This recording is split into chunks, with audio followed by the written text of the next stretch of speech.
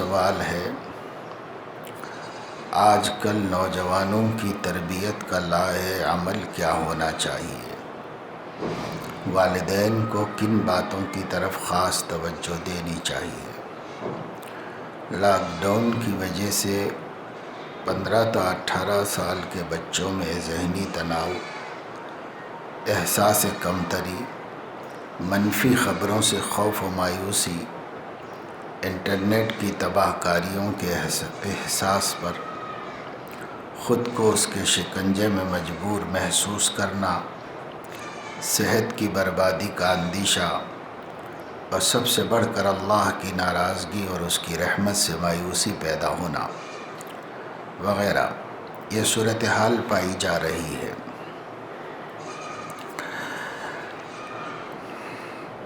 یہ سوال تو بے شک ہر گھر کا ہے اور ہر جگہ کا ہے، لیکن اس کے جواب سے پہلے ہمیں دو باتوں کو دھیان دینا ہے۔ ایک تو یہ کہ کیا 15 سے 18 سال اور 19-20 سال کے نوجوان ان کے ماں باپ کے اختیار اور ان کے کنٹرول میں ہیں یا نہیں؟ اس لیے کہ یہاں سوال یہ ہے کہ والدین کو کن باتوں کی طرف توجہ کرنی چاہیے۔ والدین اسی وقت مؤثر ہو سکتے ہیں ان نوجوانوں کی تربیت میں جبکہ وہ ان کے قابو میں ہوں اور وہ ان کا کہا مانتے ہوں، اور اگر بچے ان کے قابو میں نہیں ہیں تو ماں باپ کی فکروں کا کیا خاص فائدہ ہونے والا ہے؟ ہاں، ان نوجوانوں کو خود سنجیدہ طریقے پر سوچنے اور غور کرنے کی ضرورت ہے۔ اس لیے اب اس کے جواب میں دو مشورے دیے جا سکتے ہیں، یعنی دونوں کے لیے علیحدہ مشورہ دیا جا سکتا ہے۔ پہلا طبقہ وہ کہ جو ماشاءاللہ نوجوان ہیں، یعنی جوانی کی منزل میں قدم رکھے ہوئے ہیں، 15، 16، 17، 18، 19، 20 برس کے،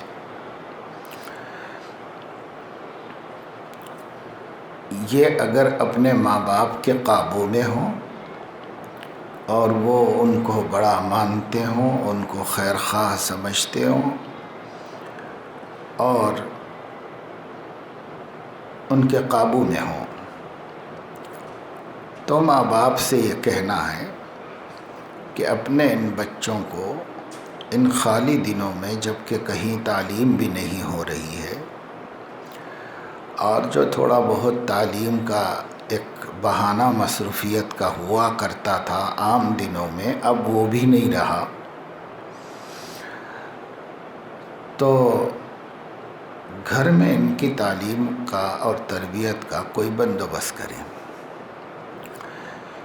یہ بچے عام طور سے اردو زبان سے واقف نہیں ہیں، یعنی اردو بول سمجھ لیتے ہیں لیکن لکھ پڑھ نہیں پاتے، تو لکھنے کا تو دور بھی نہیں رہا، پڑھنا کم از کم مفید ہو سکتا ہے، لیکن اگر ہمارے ان بچوں کو اردو زبان آتی ہے، پڑھنا آتا ہے، سمجھنا آتا ہے، تو ان کو مناسب لٹریچر فراہم کیا جائے اور اس کے مطالعے کے لیے انہیں پابند کیا جائے، نظام العمل بنایا جائے اور ان اوقات میں وہ مطالعے کا پابند رہیں،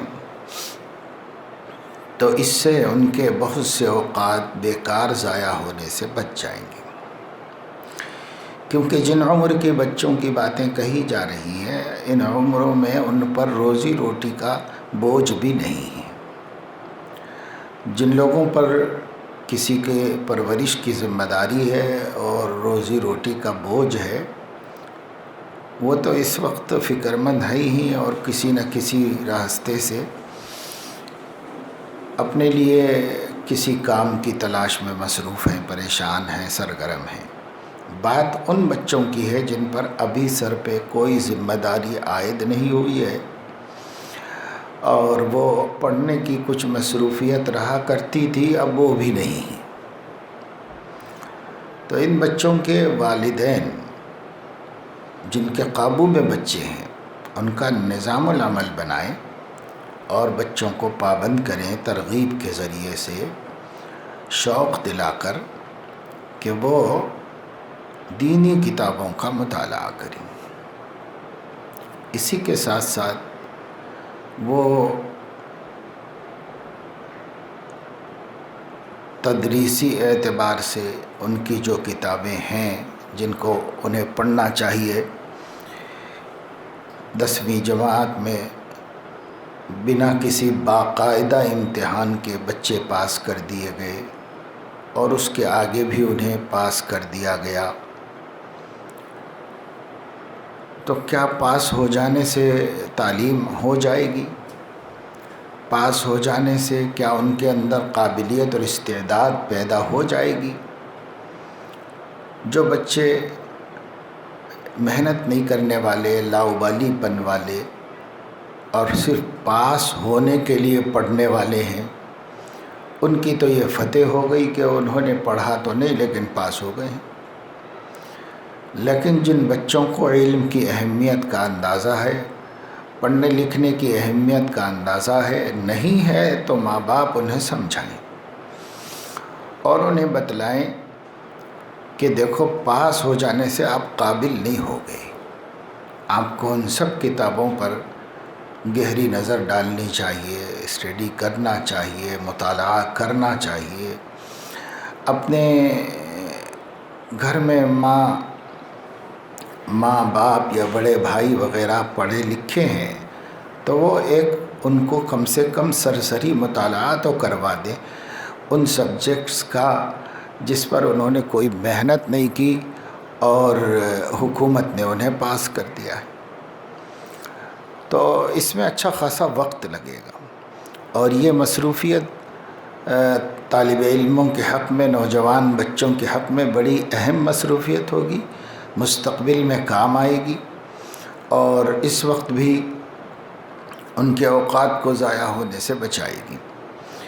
اس لیے ایک کام تو یہ کیا جائے کہ جو سبجیکٹس انہیں اب پڑھنے ہیں باقاعدہ لیکن تعلیم نہیں شروع ہوئی ہے تو ان کا بھی مطالعہ کرایا جائے تاکہ مضامین سے دلچسپی ہو اور اس کے اندر ایک قسم کی مناسبت پیدا ہو جائے، اور جب باقاعدہ سبق ہوں گے تو اس میں اور پختگی آئے گی اور مضبوطی آئے گی۔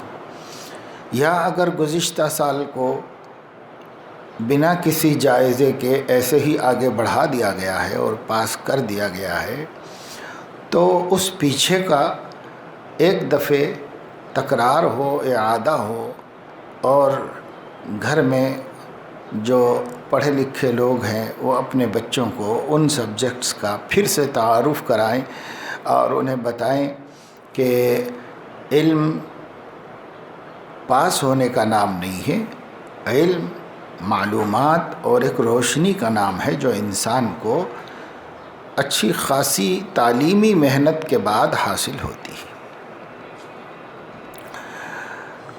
اس کی ترغیب دے کر ایک تو اس کام میں مصروف کریں، دوسرے مذہبی اور دینی معتبر کتابیں ان کو فراہم کریں اور تھوڑا تھوڑا کر کے بچے پڑھیں۔ بہت سے بچے وہ ہیں جو بالغ ہو گئے ہیں اور انہیں پاکی ناپاکی کے تک مسائل کا علم نہیں ہے۔ بہت سے بچے وہ ہیں جنہیں ابھی نماز باقاعدہ انہوں نے سیکھی نہیں ہے، جس طرح بڑوں کو پڑھتا ہوا دیکھتے دیکھتے یا مسجد کو جا کر جماعت میں شریک ہوتے ہوتے نمازی بن گئے۔ بعض بچے تو نمازی بھی نہیں ہیں، بعض نمازی جو ہیں تو انہوں نے باقاعدہ نہیں سیکھا ہے اس کو۔ تو یہ موقع ہے ان کی فرصت کو اس میں استعمال کیا جائے اور انہیں باقاعدہ طور پر نماز کے شرائط، فرائض، واجبات و سنتیں سب بچوں کو اس وقت میں سکھائی جا سکتی ہیں۔ نماز کے شرائط یعنی وہ چیزیں جن کو پورا کیے بغیر نماز پڑھنا ہی درست نہیں ہے، ان کو شرائط کہتے ہیں۔ اس سے اچھی طرح واقف کرایا جائے کہ صاحب آپ ان کو پورا کیے بغیر نماز میں داخل بھی نہیں ہو سکتے۔ اور فرائض سے مراد وہ ہے کہ جس سے نماز کا ڈھانچہ بن جاتا ہے اور اس کے بغیر نماز کا کوئی تصور ہی نہیں کیا جا سکتا۔ اور واجبات سے مراد یہ ہے کہ اس ڈھانچے کو مکمل کرنا اور مضبوط کرنا، اور سنتیں اس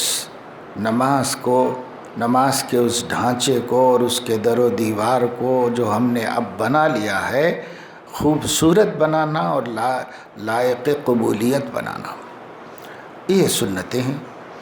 یعنی نماز پڑھنے کا جو حکم تھا اس حکم کو، وہ حکم تو اللہ تعالیٰ کی طرف سے ملا، قوموا للہ قانتین، اللہ کے سامنے کھڑے رہو، وارکعوا مع الراکعین، اللہ کے سامنے سجدہ کرو اور اللہ تعالیٰ کے رکوع کرو، سجدہ کرو، یہ سب حکم ملے اللہ کی طرف سے۔ اب اس کو نبی نے کس طرح پورا کیا؟ تو نبی نے جس طرح پورا کیا اس کو سنت کہتے ہیں۔ تو حکم تو اللہ کا ہمارے لیے بھی ہے، اقیموا الصلاۃ، نماز قائم کرو، لیکن پوری انسانوں میں سب سے اچھی نماز جس نے پڑھی اور جس نے اس حکم کو پورا کیا وہ سیدنا محمد الرسول اللہ صلی اللہ علیہ وسلم ہے۔ تو ان کے طریقے کو کہ انہوں نے کس طرح اس حکم کو پورا کیا، اس طریقے کا نام سنتیں ہیں۔ تو نماز کو سنت کے مطابق بنانا یہ ایک اچھا خاصا کام ہے۔ روزانہ تھوڑی تھوڑی سنتوں کی مشق کی جائے۔ علماء نے قرآن حدیث کی روشنی میں حضور اکرم صلی اللہ علیہ وسلم کی نمازوں کو سامنے رکھ کر 51 باتیں بتائی ہیں جن کی تکمیل کرنے سے ہماری نماز نبی پاک صلی اللہ علیہ وسلم کے نماز کے مشابہ ہو جاتی ہے۔ تو یہ سیکھنے میں ٹائم لگے گا۔ روزانہ کبھی قیام کا مسنون طریقہ سیکھیں، دوسرے دن رکوع کا مسنون طریقہ، قرات کا مسنون طریقہ، سجدے کا مسنون طریقہ، قاعدے کا مسنون طریقہ، اس کو سیکھنے میں بھی وقت لگتا ہے۔ تو یہ سکھانا، یہ ہو جائے، طہارت ہو جائے، یعنی شرائط میں طہارت آ جائے گی، پاکی ناپاکی آ جائے گی، سب اس میں آ جائے گی۔ اور فرائض کے اندر قرآن مجید کو پڑھنا، صحیح طریقے سے پڑھنا سیکھنا داخل ہے، اس لیے کہ قرات فرض ہے نماز کے اندر، اور قیام، رکوع، سجدہ، قاعدہ خیرہ۔ تو یہ چیزیں جو فرض ہیں اس کو جب سیکھیں گے اس میں تھوڑا علم حاصل کرنے میں ٹائم لگے گا۔ ایک ایک کام کر کے کم از کم نماز بھی ہم اپنی احکام کی روشنی میں سیکھ لیں تو اس میں وقت لگے گا، 15 دن لگیں گے، 20 دن لگیں گے، مہینہ بھر بھی نکل جا سکتا ہے۔ تو اس میں مصروف کیا جائے۔ اسی طریقے سے سیرت طیبہ کے مطالعے میں مصروف کیا جائے۔ نبی کریم صلی اللہ علیہ وسلم کی زندگی کے حالات کو سیرت طیبہ کہتے ہیں، اور سیرت کسی کے ذاتی خلق اور اخلاق کو کہا جاتا ہے۔ حضور اکرم صلی اللہ علیہ وسلم میں جو بھی عادتیں تھیں سب اچھی تھیں، کوئی عادت نبی پاک صلی اللہ علیہ وسلم کی غلط نہیں تھی، اخلاق سے نازل اور گری ہوئی نہیں تھی، بلند معیار زندگی کی سب عادتیں تھیں، نبوت سے پہلے بھی اور نبوت کے اعلان کے بعد بھی۔ تو حضور علیہ السلام کی زندگی کا لمحہ لمحہ سراسر خیر ہے، اور سب میں سبق ہے، موعظت ہے، اور انسانوں کو انسان بنانے والی زندگی ہے۔ اس لیے سیرت طیبہ کا مطالعہ ہو اور غور سے کریں، اور ایک دفعہ کرنا کافی نہیں، ایک دفعے کریں پھر کریں، ایک ہی کتاب کو بار بار پڑھیں، پھر سمجھیں، کیونکہ انسان کسی بات کو ایک دفعے سنتا ہے اور پھر دوسری دفعے سنتا ہے تو مزید سبق حاصل ہوتے ہیں، تیسری دفعے سنتا ہے کچھ اور اس میں سے سبق حاصل ہوتا ہے۔ اور حضور علیہ السلام کی حیات طیبہ تو سمجھنے ہی سے تعلق رکھتی ہے، جتنا سمجھیں ان سے رشتہ مضبوط ہوگا، ان کی محبت میں اضافہ ہوگا اور ان کی اطاعت کا جذبہ پیدا ہوگا۔ تو اس میں اپنے بچوں کو مصروف کریں، مشغول کریں، پھر اس کے ساتھ ساتھ صحابہ کرام کے حالات سے واقف ہونا۔ یہ بات دھیان میں رکھنا چاہیے کہ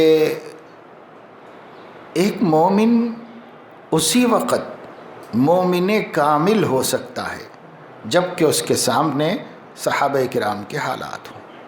اگر وہ صحابہ کو نہیں جانتا تو کبھی اپنے کو مومن کامل نہیں بنا سکتا، نہ قرآن پڑھ کے بنا سکتا ہے، نہ ساری حدیثیں یاد کر کے بنا سکتا ہے۔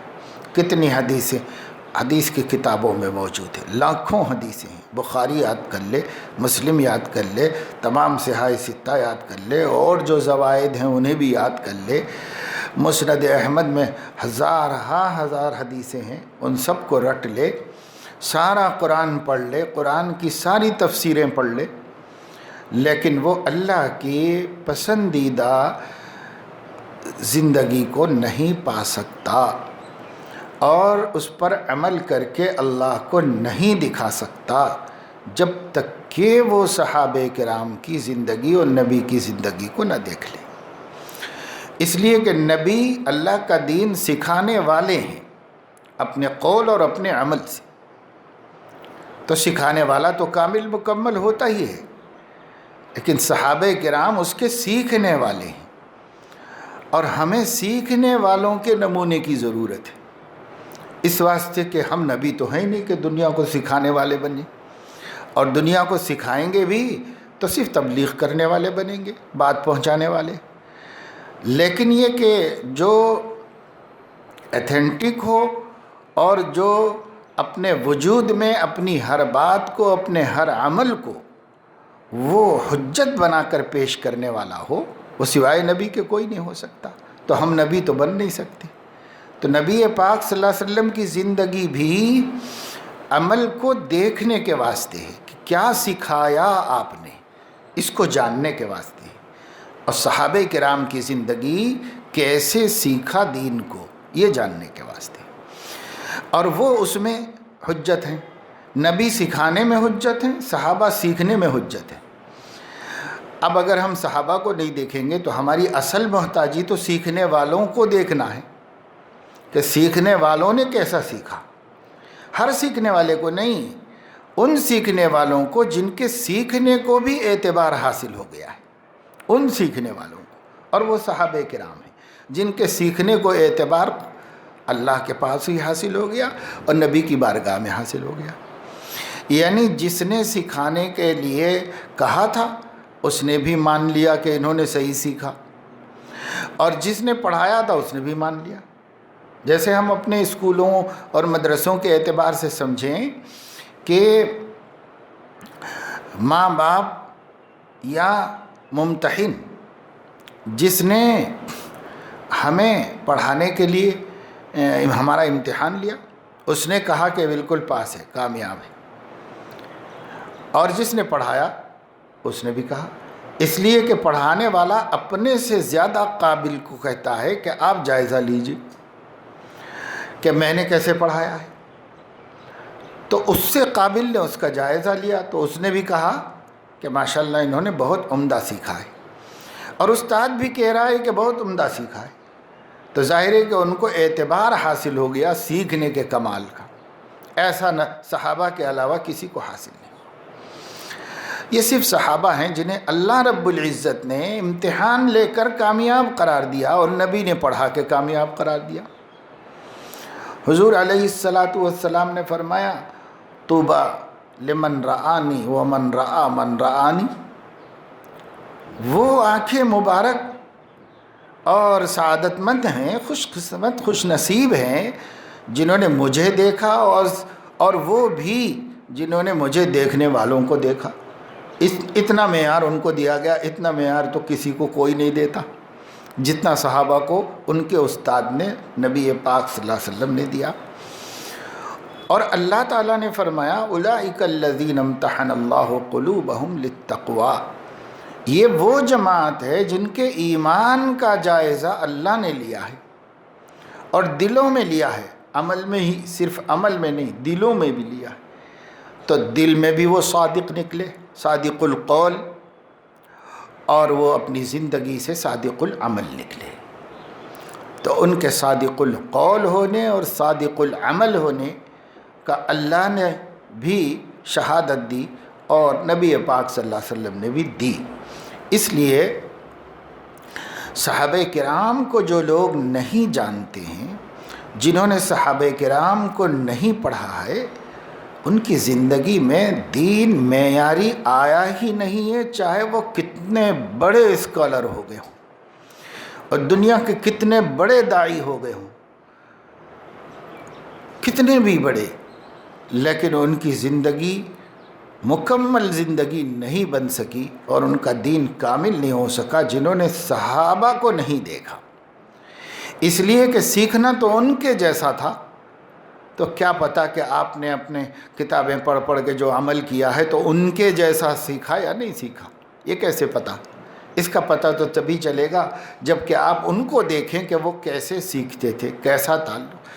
اب اگر ہمیں نبی سے پر ایمان لانا ہے تو صحابہ کی طرح، اگر ہم کو نبی کی اتباع کرنا ہے تو صحابہ کی طرح، اگر ہم کو نبی سے محبت رکھنی ہے تو صحابہ کی طرح، اور نبی پاک صلی اللہ علیہ وسلم کی وفاداری کرنی ہے تو صحابہ کی طرح، نبی پاک صلی اللہ علیہ وسلم کی تعلیمات کو حاصل کرنا ہے تو ان کی طرح، اور اس پر عمل کرنا ہے تو ان کی طرح۔ ہر چیز میں ہم چونکہ امتی ہیں تو امت کے اعلیٰ معیار کو دیکھنے کے پابند ہیں، اور نبی پاک صلی اللہ علیہ وسلم کو اس لیے دیکھنا ہے کہ انہوں نے کیسے سکھایا، کیا کیا سکھایا، اس کو دیکھنا ہے۔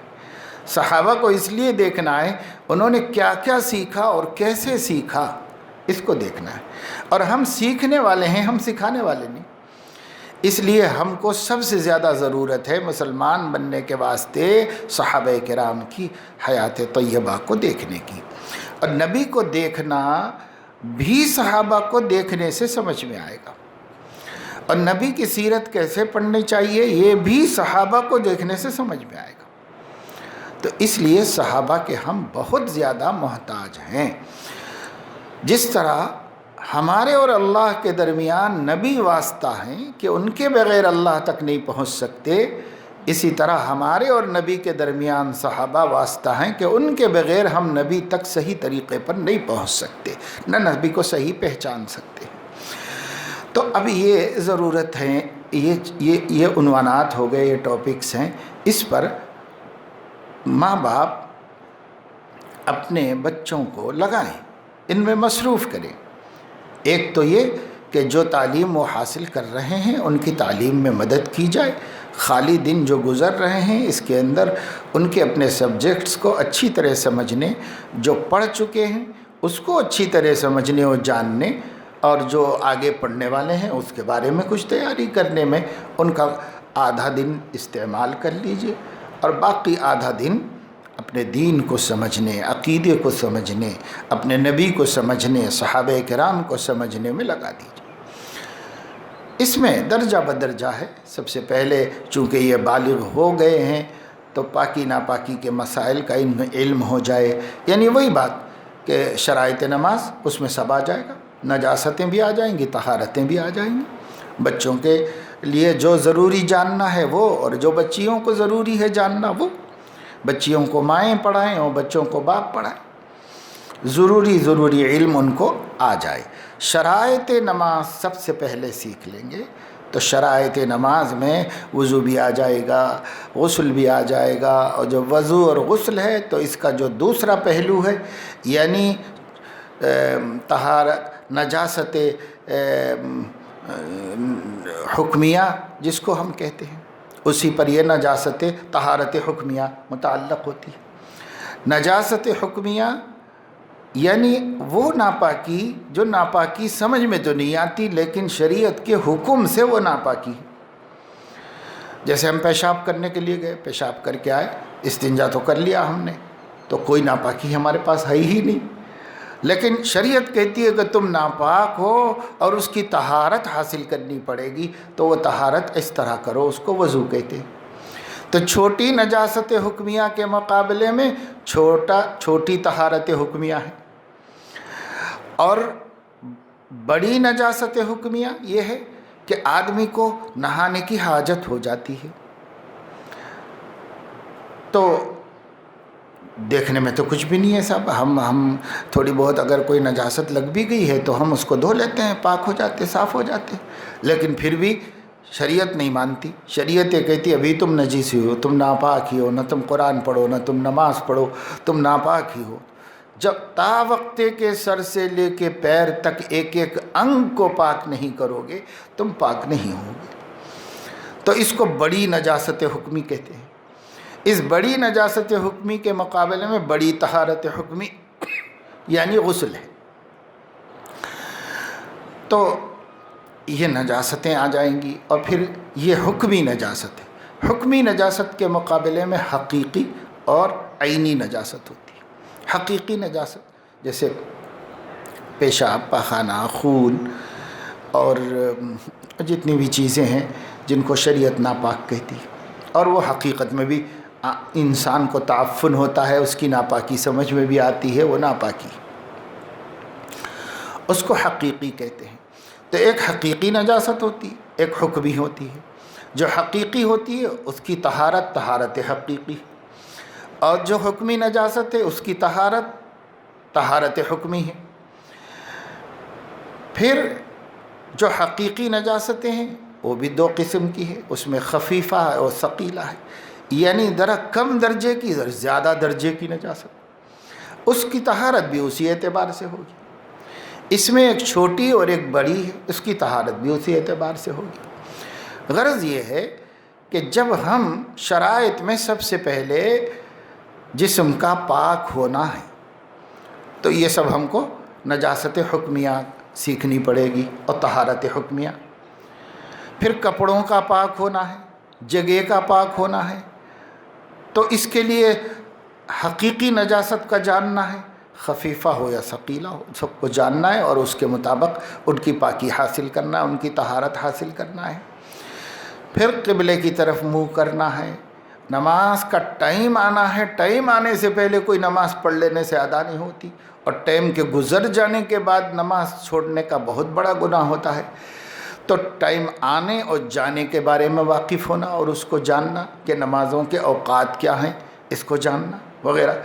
بہرحال 7 چیزوں کو شرائط کہا گیا ہے، ان شرائط میں وہ ساری چیزیں آ جاتی ہیں جو نماز سے پہلے کمپلسری ہیں، وہ ضروری ہیں۔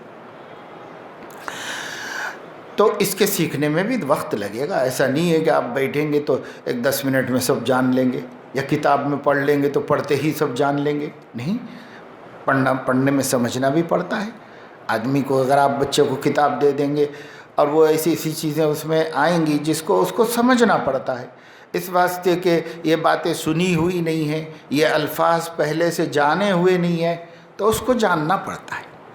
تو وہ کوئی نہ کوئی پڑھانے والا تو ہو، تو ماں باپ پڑھائیں، بچیوں کو مائیں پڑھائیں، بڑی بہن پڑھائیں، اور بچوں کو باپ پڑھائیں، تو اس کا، یا بڑا بھائی پڑھائے، تو اس کا انتظام کرنا ہوگا۔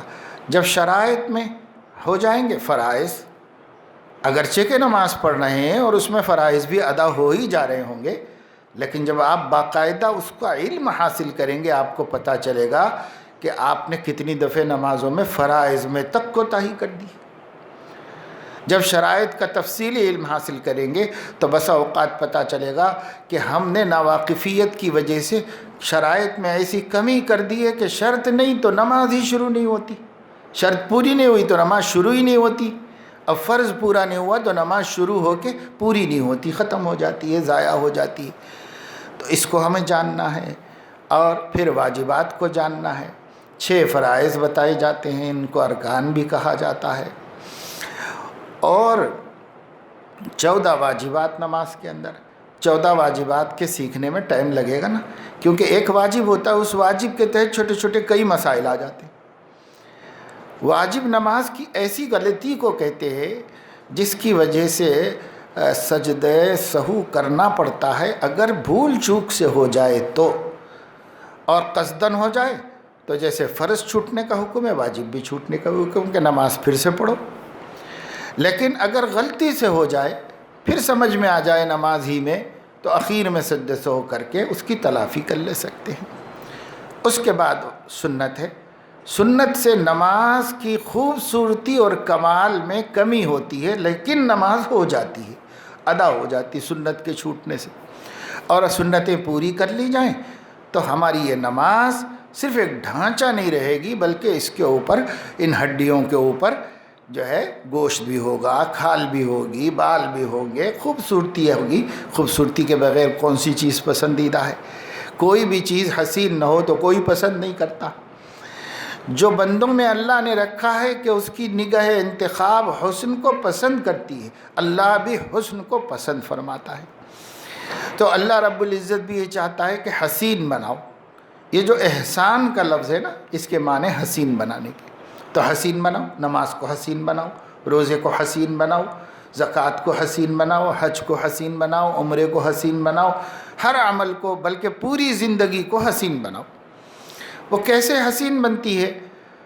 تو اس دنیا کے سب سے حسین نے جو اپنی صورت اور سیرت میں حسن کا اعلیٰ معیار تھا، آپ اس کے جیسی اپنی صورت تو نہیں بنا سکتے، سیرت بنا لو تو آپ کے اعمال، آپ کی زندگی، اپنا سب کچھ ان کے جیسا ہو جائے گا، پھر اللہ تعالیٰ اس کو قبول فرمائے گا۔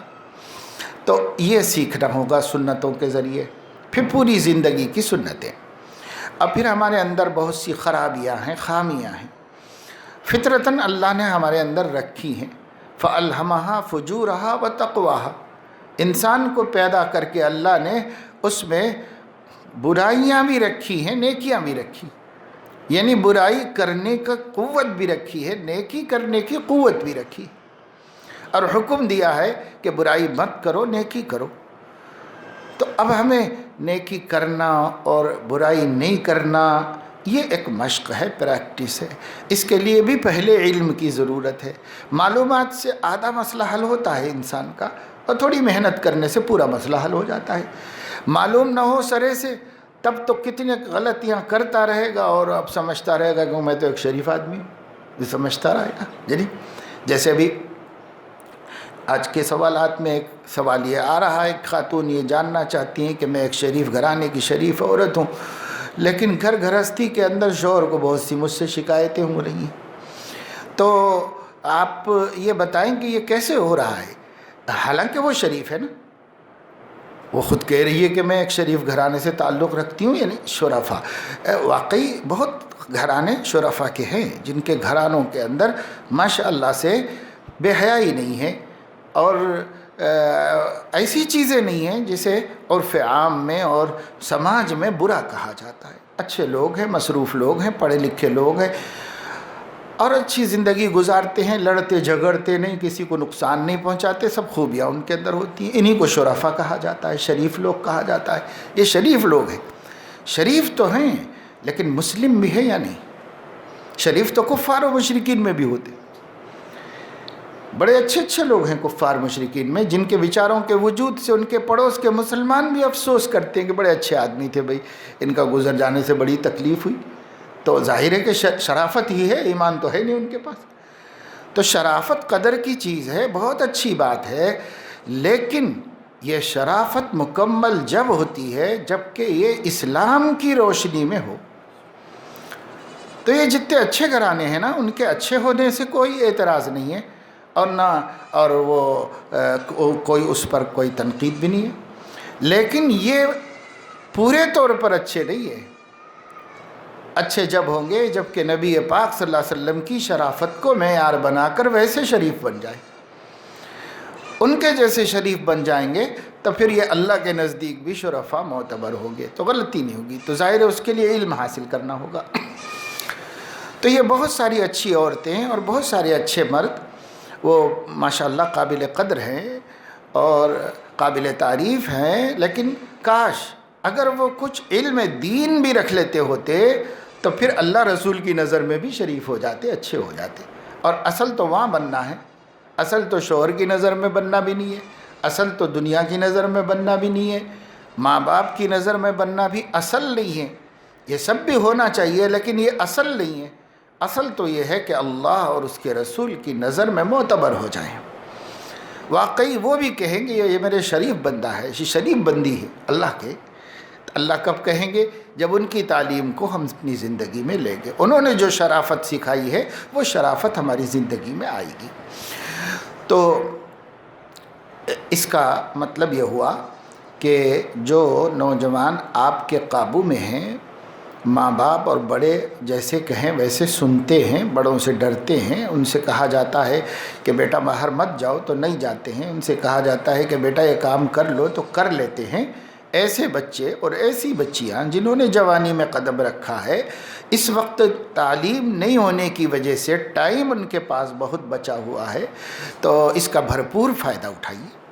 اس کا بھرپور فائدہ یہی ہے کہ ان کے جتنا وقت روزمرہ کی ضروریات کے بعد بچ رہا ہے، اس وقت کے 2 حصے کیجئے۔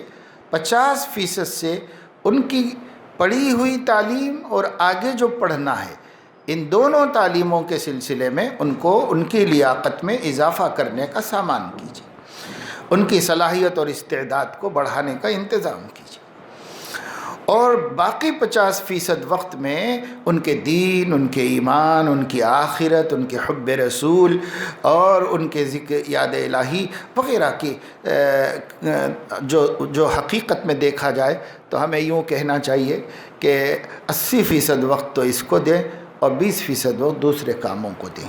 لیکن بہرحال ہم تو اس سے بھی نازل ہو کر آپ سے یہ کہہ رہے ہیں کہ 50% کا اس میں استعمال کر لیجئے اور 50% کا اس میں، اور تب بھی نتائج کو دیکھ لیجئے کیسے شاندار نتائج ہمارے سامنے آئیں گے۔ خود ہمارے بچے ہمارے فرما بردار بھی ہوں گے، کیونکہ جب ان کو علم دین حاصل کرتے کرتے والدین کا مقام معلوم ہوگا، مرتبہ معلوم ہوگا، تو وہ اس کے حساب سے وہ ماں باپ کی بھی آنکھوں کی ٹھنڈک بنیں گے۔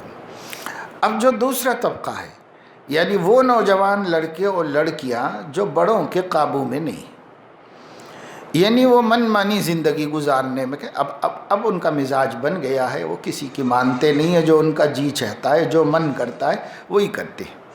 ایسے بچے بھی ہیں، ایسے بچیاں بھی ہیں، اور میں سمجھتا ہوں کہ شاید اسی طبقے کی زیادہ تعداد ہے،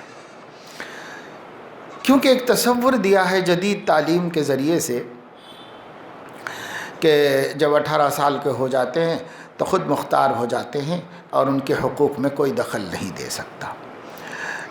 تو یہ ایک بہرحال ایک نامعقول فلسفہ ہے جس کے اندر ہم اب اس وقت تو ٹائم نہیں دے سکتے، لیکن کافی غور کرنے کا مسئلہ ہے۔ یہ بالکل نامعقول فلسفہ ہے کہ بچے جوان ہو جائیں تو ان پر کسی کا کوئی کنٹرول نہیں، وہ ایک آزاد انسان ہے۔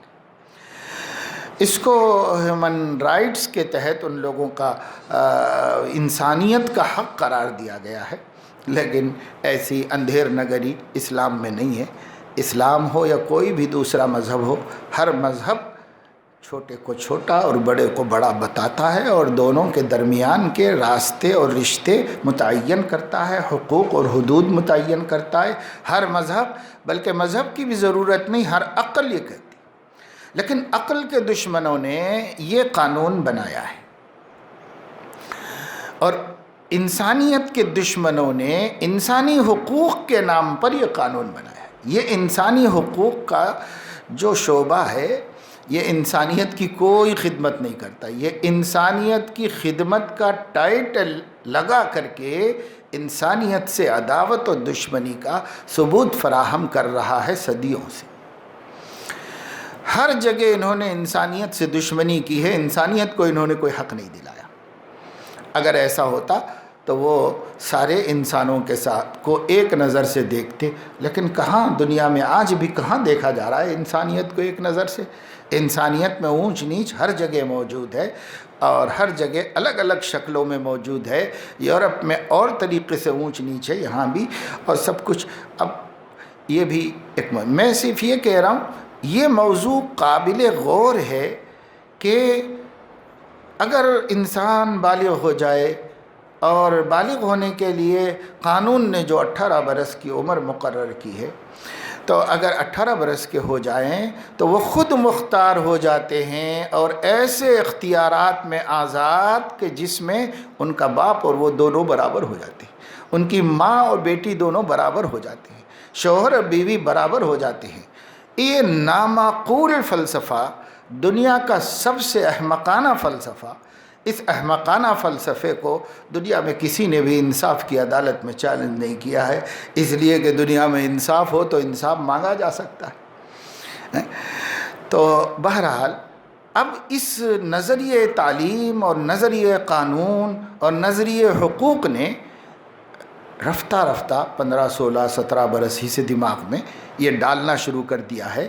جیسے بچے 10ویں جماعت تک پہنچتے، 8ویں جماعت، 9ویں جماعت اور 10ویں جماعت کے پورے دورانیہ میں ان کے ذہن میں ایک خوشی پلتی رہتی ہے کہ اب ہم SSC پاس کر لیں گے یا 10ویں جماعت پاس کر لیں گے تو آگے ہم کالج میں انٹر ہو جائیں گے، اور جب ہم کالج میں انٹر ہو جائیں گے تو ہمیں یونیفارم کی پابندی نہیں ہوگی، اور ہمیں کلاسز کی پابندی نہیں ہوگی، اور ہمیں جو ہے فلاں چیز کی پابندی نہیں، فلاں چیز کی پابندی نہیں. لہذا ان کو خوشی ہے، اب ہمارے والد صاحب جو ہے ہمیں موٹر سائیکل دلا دیں گے، اب ہمیں کالج میں ایڈمیشن مل جائے گا، اب وہاں گھومیں گے، ہم پھریں گے، ہم اپنی مرضی سے پڑھیں گے اور ہم اپنی مرضی سے رہیں گے. 1-2 سال پہلے ہی سے اس کا انتظار اور اس کا شوق بچوں اور بچیوں کے دلوں میں پیدا ہونا شروع ہو گیا کہ جب ہم کالج میں جائیں گے تو پابندیوں سے آزاد ہو جائیں گے، پابندیوں سے آزاد ہو جائیں گے. یہ ان کے دماغ میں پکنا شروع ہوتا ہے. جیسے صاحب آپ کو 25 رمضان ہی سے خیال آنا شروع ہو جاتا ہے کہ صاحب 2-4 دن باقی ہیں اور رمضان ختم ہو جائے گا، عید آئے گی، عید آئے گی، عید آئے گی. آپ کو خوشی پہلے سے بیفور شروع ہو جاتی ہے، خوشی. تو یہ جیسے خوشی ہے، اور جیسے کسی کے نکاح طے ہو گیا ہو تو شادی کے وقت آتے آتے خوشیاں بڑھتی چلی جاتی ہیں، ایسے ہی 8ویں یا 9ویں 10ویں جماعت میں یا کم از کم 10ویں جماعت میں آنے والے شعور اور اپنے سے آگے والے بچوں کو دیکھنے کے شعور نے ان کے دلوں میں یہ شوق اور خوشی پیدا کر دی ہے کہ اب ہم پابند ہیں تو 10ویں کا امتحان دینے تک پابند ہیں. جیسے ہم کالج میں انٹر ہو جائیں گے تو پھر ہماری یہ انٹرمیڈیٹ، جیسے ہمارے ہاں کہا جاتا ہے انٹرمیڈیٹ، اور بعض جگہ 11ویں 12ویں کہا جاتا ہے، بہرحال کالج کے لیول پہ چلے جائیں گے وہ، تو وہ یہ سمجھتے ہیں کہ اب ہم آزاد ہیں. ایک تصور یہ جیسے ان کے اندر پیدا ہوا کہ وہ تعلیمی پابندیوں سے آزاد ہو رہے ہیں اور آگے پڑھیں گے، لیکن تعلیمی پابندیوں سے ان کو بہت حد تک آزادی مل رہی ہے، اور ماں باپ کی طرف سے بھی ان کو رعایتیں ملیں گی، سواری ملے گی، جیب خرچ ملے گا، پاکٹ منی وغیرہ، یہ وہ سب ان کے اندر ایک خیالات پیدا ہو رہے ہیں. اسی طریقے سے جیسے جیسے بچے آج کے کلچر میں، یورپ میں تو بہت پہلے سے اور کچھ عرصے سے ہمارے ملک کے اندر بھی 17ویں برس میں جائیں گے، 18ویں برس میں جائیں گے، تو جو پڑھے لکھے ہیں، کالج کلچر میں ہیں، جنہیں تعلیم حاصل ہے، جنہیں بہت ساری باتیں معلوم ہیں، ان کے دل میں یہ بات آنا شروع ہو جاتی ہے کہ اب ہم جب 18 سال کے ہو جائیں گے تو ماں باپ بھی ہمیں پابند نہیں کر سکتے. ہم 18 سال کے ہو جائیں گے، ہم مرضی کے مالک ہو جائیں گے، ہم اپنی مرضی سے شادی کر سکیں گے، ہم کسی سے بھی محبت رچا سکیں گے، ہم لو میرج کر سکیں گے، ہمیں خاندانی روایات کی پابندی کی کوئی ضرورت نہیں. ہم 18 سال کے ہیں، اگر ہمارا جی چاہے تو ہم ایسا کریں گے، اگر ہمارے ماں باپ پرانے خیالات کے ہوں اور ہمیں روکنا چاہیں تو کورٹ ہمیں ہمارا حق دے گا. اس اطمینان نے ہمارے بچوں کو اور ہماری بچیوں کو اس عظیم الشان شریفانہ جکڑ سے، جس شریفانہ جکڑ کی وجہ سے وہ کبھی بیہودگی اور آوارگی کی طرف نہیں جا سکتے تھے، آزاد ہو گئے اور یہ زنجیریں توڑ دی گئیں اور ان کو آزادی پہ چھوڑ دیا گیا۔ ظاہر ہے کہ 17، 18، 19 سال کی یہ عمریں وہ عمریں ہیں جس میں نفس جوش پر ہوتا ہے اور شہوت کامل ہو کر ابھار میں آنے لگتی ہے، اور اسی عمر میں ان کو آزاد کر دیا گیا ماں باپ کی شریفانہ جکڑ سے بھی اور تہذیب کی جکڑ سے بھی۔ تو اب نہ یہ تہذیب کے پابند ہیں اور نہ ہی ماں باپ کے بڑے پن کے، اور بڑے بھائی، بڑی بہن، بڑے خاندان کے بڑے بزرگ، استاد وغیرہ سب سے آزاد ہے، سب سے آزاد ہے۔ اور یورپ میں تو یہ معاملہ اس قدر بچے کے علم میں آ گیا ہے کہ انہیں نہ استاد نہ آنکھ اٹھا کے دیکھ سکتا ہے، نہ ماں باپ گھور کے دیکھ سکتے، بچے کو یہ سبق پڑھا دیا گیا ہے۔ ان کو چاہے کچھ اور نہیں پڑھایا گیا ہوگا، لیکن ان کو نرسری میں، پرائمری میں ان کو یہ بتا دیا گیا ہے کہ آپ آزاد ہیں، آپ کو کوئی کچھ نہیں کہہ سکتا، نہ ٹیچر نہ ماں، پیرنٹس بھی نہیں کہہ سکتے، ٹیچرز بھی نہیں کہہ سکتے۔ یہ ان کو سبق کے طور پر گھول کے پلایا جاتا ہے یورپ میں، اور یہ ایک بدترین سازش کا نتیجہ ہے جو انسانیت کشی کے لیے، انسانوں کو جانور بنانے کے لیے جو تحریکیں وجود میں آئی ہیں، ان کی کوششیں ہیں۔ اب خدا جانے انسانوں نے اس کو کیسے قبول کر لیا، لیکن انسانوں نے قبول کر لیا، حکومتوں نے قبول کر لیا، اور اس کے بعد اپنے اپنے قوانین میں لے لیا گیا اور اسے پھر باقاعدگی دے دی گئی۔ اب ہمارے ملک کا بھی یہی حال ہے۔ قصہ مختصر یہ ہے کہ یہ بچے جو آزاد ہو جا رہے ہیں، یہ اس طرح ہو رہے ہیں، ان کو یہ بتا دیا گیا ہے کہ وہ ایک ایج کو پہنچ کر کسی کے پابند نہیں۔ اگر کوئی ان کے اوپر اپنا بڑے پن کا ڈھکوسلا رچائے گا تو وہ کورٹ کو جائے اور قانون ان کے پیرنٹس کو سزا دے سکتا ہے، مگر انہیں چھوڑ دے سکتا ہے، ان کی آزادی متاثر نہیں ہوگی۔ بس اسی اطمینان نے ہماری نسلوں کو برباد کیا، اور شرافت نام کی چیز باقی نہیں رہی، اور رفتہ رفتہ ختم ہو گئی۔ ہاں، ہمارے خاندانوں کے وہ بچے یا وہ بچیاں جنہوں نے اس قانون سے دھوکہ نہیں کھایا اور وہ اپنے خاندانی تہذیب کو پابندی کرتے چلے آ رہے ہیں، فالو کرتے چلے آ رہے ہیں، تو وہ تو خیر نہیں خراب ہوئے۔ لیکن جس کو اس کا اطمینان ہو گیا ہے کہ ہم جو چاہے کر سکتے ہیں، کوئی نہیں پوچھ سکتا، ان لوگوں کی آوارگی اور ان کی زندگی کی تباہی و بربادی شروع ہو گئی، اور بچے ہمارے بالآخر ٹھوکروں پر ٹھوکریں کھا کر شاید سمجھتے ہوں گے، اور بہت سے سمجھتے بھی نہیں ہوں گے۔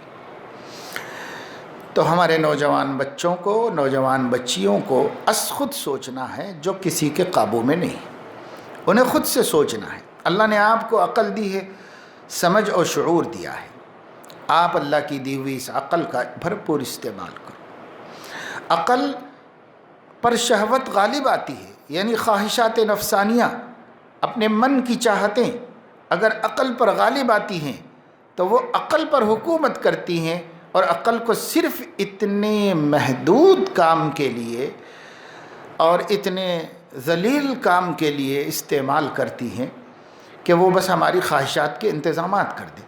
عقل اسباب بنا کے دے دے، تدبیریں بنا کے دے دے، عقل کا بس اتنے کام کے لیے استعمال ہوتا ہے۔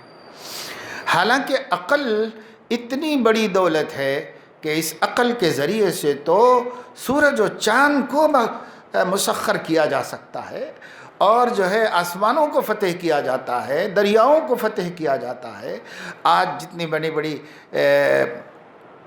جو ہیں دنیا میں ٹیکنالوجی آئی ہے، اسی عقل کے ذریعے سے آئی ہے، اور دنیا نے جتنی ترقی کی ہے اسی عقل کے ذریعے سے کی ہے۔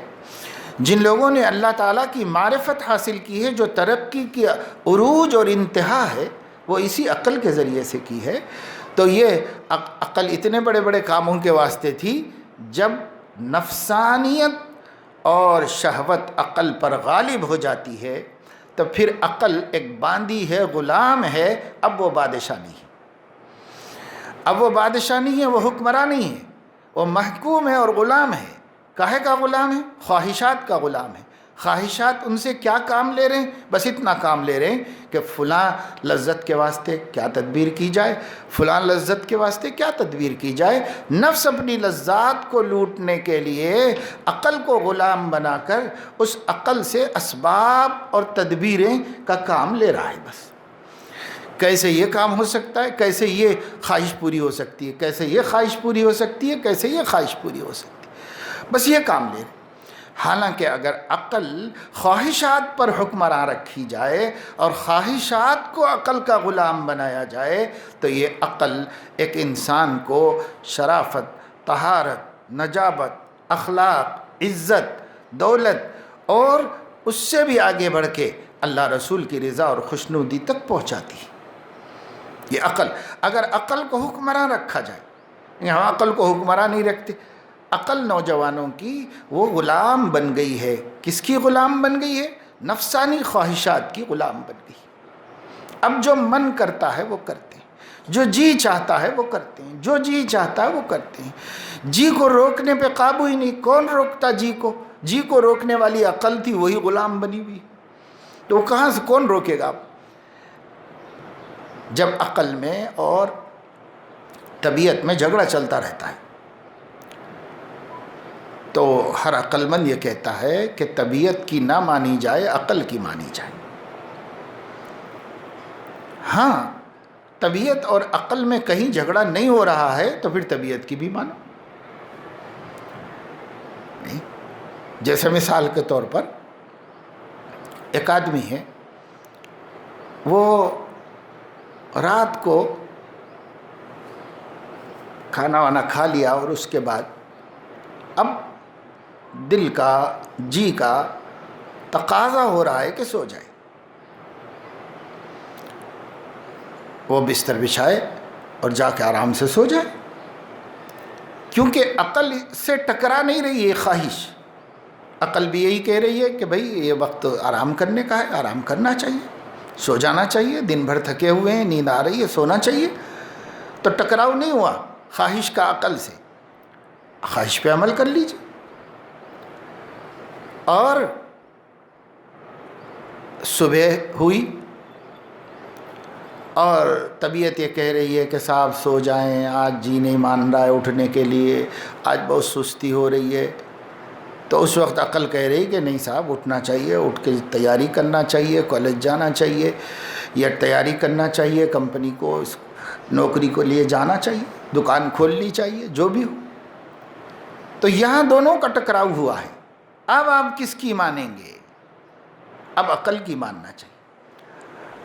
اور اگر طبیعت عقل کی نہیں ماننا چاہ رہی ہے تو عقل حکمراں ہوگی تو اٹھائے گی، کھڑا کرے گی، منہ ہاتھ دھلوائے گی، ناشتہ کرائے گی، باہر نکالے گی، کیونکہ عقل حکمرانی کر رہی تو وہ کام کرائے گی۔ لیکن اگر خواہش حکمرانی کر رہی ہے عقل کے اوپر تو بہانے بنانے کی تدبیریں عقل سے، وہ ارے کیا کریں، آج جو ہے چھٹی لگا دیں، یا آج جو ہے نہ جائیں، کل کچھ بہانہ بنا دیں گے، کل یہ بول دیں گے، کل وہ کر دیں گے، یہ کر لیں گے، ایسے کر لیں گے، ویسے کر لیں گے۔ تو وہ عقل کا استعمال کر رہی ہے اپنے غلط کاموں کے درست کرنے کے واسطے۔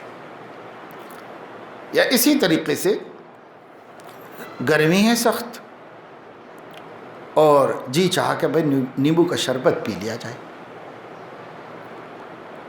تو عقل کو کیا اس سے ٹکراؤ ہے؟ عقل کو کوئی اختلاف نہیں، عقل یہ کہہ رہے کہ ہاں بھائی سخت گرمی میں ایک آدھ مرتبہ نیمبو کا شربت پی لو، کوئی حرج نہیں ہے، طبیعت میں چستی پیدا ہوگی، خوشی ہوگی، لذت ملے گی، کوئی حرج کی بات۔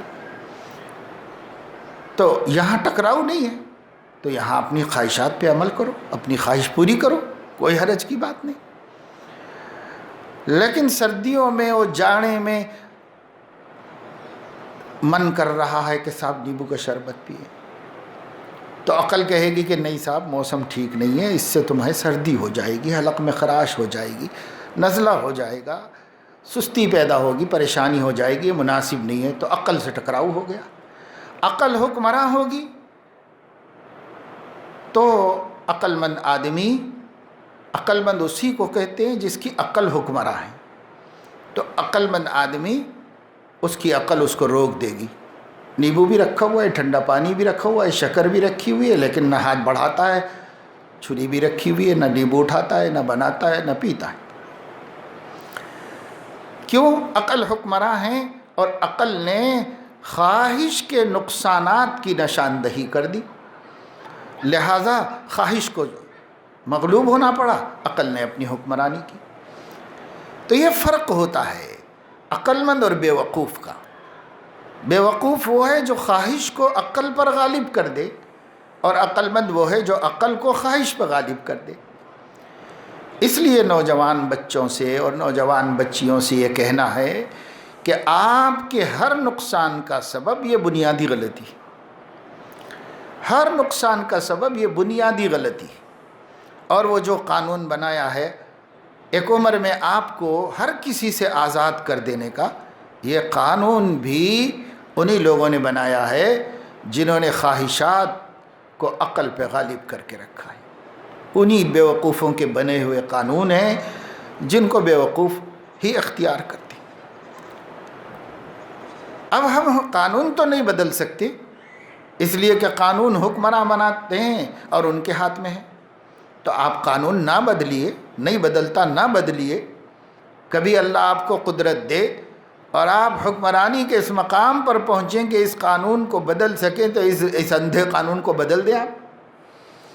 لیکن جب تک نہیں بدل سکتے تو قانون نہ بدلیں، ویسے ہی رہنے دو قانون، لیکن اپنی سمجھ اور اپنی عقل سے زندگی گزارو. کیوں خواہشات کے بندے بن گئے؟ خواہشات کے بندے بننے والے ہی بگڑ رہے ہیں. انہی کو آوارہ کہتے ہیں، انہی کو گمراہ کہتے ہیں، انہی کو بد اخلاق کہتے ہیں، اور انہی سے دنیا ناراض ہے، خفا ہے. یہ کس سے؟ انہی سے جو خواہش کے بندے بنے. اس لیے میرے نوجوان بچوں اور بچیوں، یہ وقت ہے آپ کا جب کہ آپ کی خواہشات ابھر رہی ہیں. یہ وقت ہے کہ اس وقت میں شہوات ابھر رہی ہیں. تو ایسے وقت میں اس کو خود اپنی سمجھ سے کنٹرول کر لو، قابو میں کر لو، اور یہ طے کر لو کہ جو چیز عقل تسلیم نہیں کرتی ہمیں وہ نہیں کرنا ہے. اور اگر عقل اور شریعت میں بھی ٹکراؤ ہو سکتا ہے کچھ باتوں میں، ورنہ شریعت تو سب عقل کے مطابق ہے، یعنی عقل شریعت کے مطابق ہی ہے.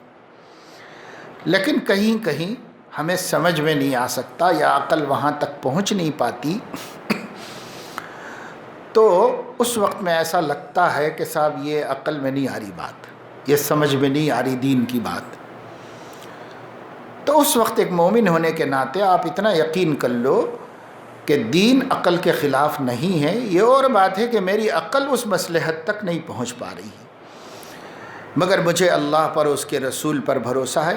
اس لیے میں اس وقت میں اب عقل کی نہیں ماننے والا، اس وقت میں شریعت اور دین اور سنت ہی کی ماننے والا ہوں. بس سمجھ میں آئے بہت اچھی بات ہے، اور ہزاروں باتیں تو سمجھ میں بھی آتی، کوئی نہیں سمجھ میں آئے گی آپ کو کہ کیوں منع کیا ہوگا، اب کہ نہیں سمجھ میں آئے گی تو کوئی بات نہیں. جب کسی پر بھروسہ ہوتا ہے اور اس کی بات سمجھ میں نہ آئے تو بھی اس کی اتباع کی جاتی ہے. جب کسی سے محبت ہوتی ہے اور اس کی بات اپنے کو ہضم نہیں ہو رہی ہے تو بھی اس کو پورا کیا جاتا ہے. اللہ اور اس کے رسول، اللہ ہمارے خالق مالک ہیں. ہماری حکمت کو، ہماری مصلحت کو ان سے زیادہ کون جانتا ہے؟ اور نبی پاک صلی اللہ علیہ وسلم ہمارے محسن و مہربان ہیں، اور ان سے بڑھ کر کوئی ہم سے خیر خواہی نہیں کر سکتا. ہمارا تو عقیدہ ہے، چاہے کسی قوم والے کا ہو یا نہ ہو، ہمارا تو یہ عقیدہ ہے. جب ہمارا یہ عقیدہ ہے تو ہمارے نوجوان بچے، ہماری نوجوان بچیاں آج یہ اچھی طرح طے کر لیں کہ اگر میری خواہش اور عقل میں ٹکراؤ ہوگا تو جو عقل کہے گی ہم اس پہ چلیں گے، خواہش پہ نہیں چلیں گے. اور ہماری عقل اور ہمارے نبی کے دین میں ٹکراؤ ہوگا تو ہم اس پہ چلیں گے جو نبی کہہ رہے ہیں، جو شریعت کہہ رہی ہے، اور ہم اس پہ نہیں چلیں گے جو ہماری عقل کہہ رہی ہے۔ بس یہ ہے طریقہ اپنے آپ کو تمام معصیتوں سے، ماحول کی خرابیوں سے، گناہوں سے اور بد اخلاقیوں سے اور غفلتوں سے اور مایوسیوں سے، ہر چیز سے بچانے کا یہ بنیادی طریقہ ہے۔ یہ ایک چیز آپ صحیح کر لو، اب اس بنیاد پہ تعمیر ہونے والی آپ کی ہر فیصلہ صحیح ہوتا چلا جائے گا، ہر فیصلہ صحیح ہو جائے گا آپ کا۔ پہلی چیز درست کر لو، وہ یہ ہے کہ جو ہمارا جی چاہتا ہے، طبیعت جو چیز کو چاہتی ہے، طبیعت کو زیادہ فیصلے کی طاقت حاصل نہیں ہے عقل کے مقابلے میں، اور عقل کو بھی شریعت کے مقابلے میں زیادہ قوت حاصل نہیں ہے۔ لہٰذا ایسی چاہتیں جو عقل کے خلاف نہیں ہیں، ہم ان چاہتوں کو پورا کر لیں، اور ایسی چاہتیں جو عقل کے خلاف ہیں ہمیں اسے ہرگز نہیں کرنی ہے، اور عقل کے بھی ایسے مطالبات جو شرع کے خلاف ہوں، دین کے خلاف ہوں، اسے بھی ہمیں نہیں ماننا ہے، اس لیے کہ دین کا مقام عقل سے بھی اونچا ہے۔